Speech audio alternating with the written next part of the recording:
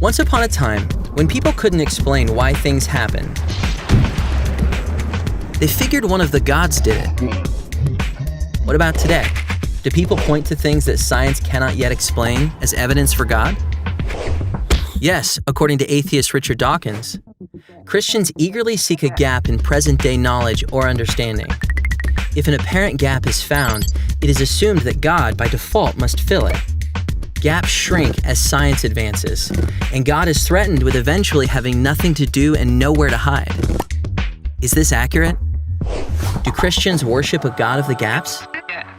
Well, contrary to urban legend, Christianity does not oppose science. On the contrary, nearly every one of the pioneers of modern science were Christians. Their understanding that the universe was created by a rational mind, and that we were created in His image, provided the necessary conceptual framework for systematic investigation of the natural world. Likewise, today, scientists who are followers of Jesus Christ find no conflict whatsoever between their scientific endeavors and their Christian worldview. And as science progresses, the idea that God exists becomes more likely, not less. It's not what we don't know that points us to God, it's what we do know. For example, the scientific consensus used to be that the material universe has always existed. But as science advanced, it became clear that the universe actually had a beginning. This discovery brings up an awkward question. What caused the universe to begin? Logically, something can't cause itself. So the cause of the universe, whatever it might be, must be beyond the physical universe. Something non-physical and exceedingly powerful. This new understanding makes the God hypothesis more likely, not less. Another example. The forces that determine the structure of our universe used to be a complete mystery. But now, we know that our universe is structured the way it is because of the value of these fundamental constants. Each of these just happens to be precisely calibrated in such a way that the universe can support stars, planets, and life. If just one of these had a value different than it is, by even the slightest amount, there would be no life of any kind anywhere. So how is it that our universe is fine-tuned for the existence of life? There's no reason to think the universe had to be this way. And to say this exquisite arrangement was achieved by chance is mathematically absurd. The most plausible explanation is that the fine-tuning of our universe was intentionally designed.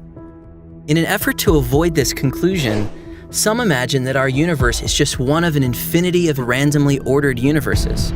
So the fine-tuning is not really that unlikely. However, there's no scientific evidence for this multiverse.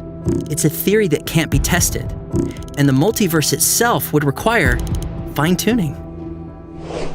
The extraordinary fine-tuning of the laws and constants of nature, their beauty, their discoverability, their intelligibility, all of this combines to make the God hypothesis the most reasonable choice we have.